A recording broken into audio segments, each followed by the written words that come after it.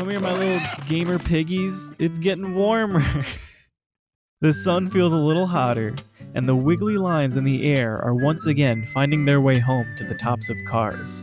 What better way to celebrate a blue sky returning to your depressing and small Midwestern suburb than by listening to Japanese funk music from the late 1970s and 80s? It was an incredible decade of economic growth, good or bad, I'll leave that to you, that as a culture we have totally and completely left in the past. I'm so glad that, the 80s happened and we completely kind of forgot about them. If you're active on YouTube at all, then I'm sure you've been recommended a city pop song at least once. I don't control the algorithm, and I'm not sure why this is a universal experience. All I know is a guitar that sounds like this.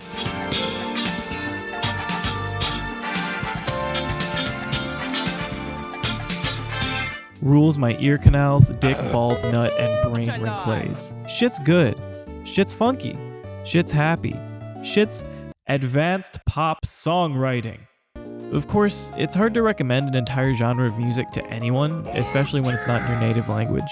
I don't know Japanese that well. I do have a handful of phrases I've picked up from years of being a stupid degenerate, but I do know that music transcends language barriers and makes my heart go doki doki. In the times we live in right now, we're all kind of powerless. Just like me, I'm sure you're stuck inside with not much to do. City pop is an escape from everything, an escape from cloudy cold weather, an escape from financial and job troubles. Hell, it's even a much needed escape from Western pop music conventions. You don't need to know what they're saying, only the ideal that it represents. And that's a pretty cool one.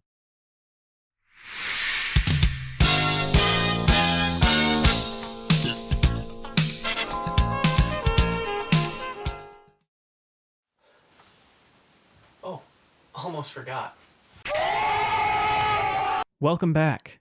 I'm in a new space because I don't live at college anymore, so I'm probably going to be moving around a lot in the next few videos. That's life, baby!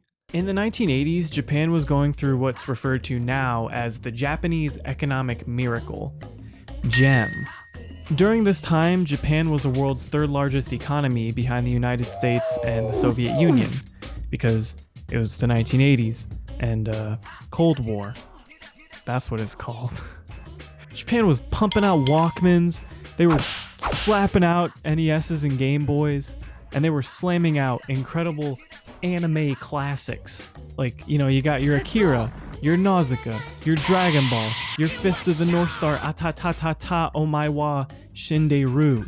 Japan's culture was exporting like the CIA and cocaine, on top of American culture becoming crazy popular across the world due to, once again, that Cold War. These two cultures happen to intersect with a young Tatsuro Yamashita, who with his buds Teiko Onuki and Kunio Muramatsu formed the band Sugar Babe. Tats and his boys went on to be the originators of city pop, with Tatsuro later being referred to as the king of city pop. Also in 1982, he married Maria Takeuchi, the same Maria Takeuchi who went on to sing Plastic Love, the exact song that blew this whole shebang up. Truly, they were a dynamic duo of disco-influenced dynamism. I love alliteration. It's also impossible to talk about any famous city pop musicians without briefly talking about Haruomi Hosono, one of the most influential figures in Japanese pop music history, and definitely one of the coolest figures in Japanese pop music history. If you go on his Wikipedia, his label is literally Alpha. Like that's the level he's on. We're down here filming YouTube videos about it in our homes. He's Boo Brothers tier. His grandfather was a Titanic survivor, so he had plenty of experience dripping and not drowning. He was one of the founding members of the Yellow Magic Orchestra, a group so important that they could have their own video, and across his decade-spanning career has released countless albums, each with different flavors of world music and other inspirations. He's inspired a million artists. You look at Mac DeMarco 2 and you look at Hosono House, they're the same thing. They've performed together. Mac DeMarco is very influenced by Haruomi Hosono. Hole in one! One of his side projects, a band called Tin Pan Alley, mixed elements of R&B, soul, jazz fusion, and soft rock to create kind of a prototypical city pop sound. So, like many other Japanese subgenres, it wouldn't exist without this man doing something. Of course, there's other artists that are just as important to this genre and fundamental for listening that I don't really want to do a whole thing about because this video already sounds like a big ol' Wikipedia article.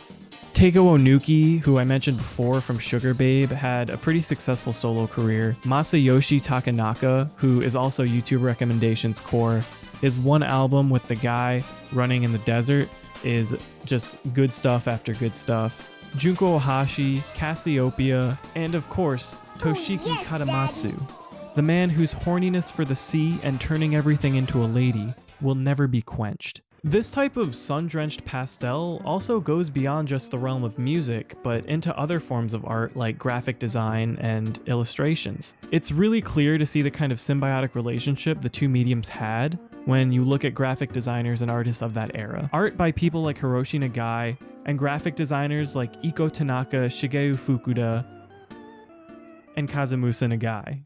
I'm sorry, there's a lot of names, and it's amateur hour out here.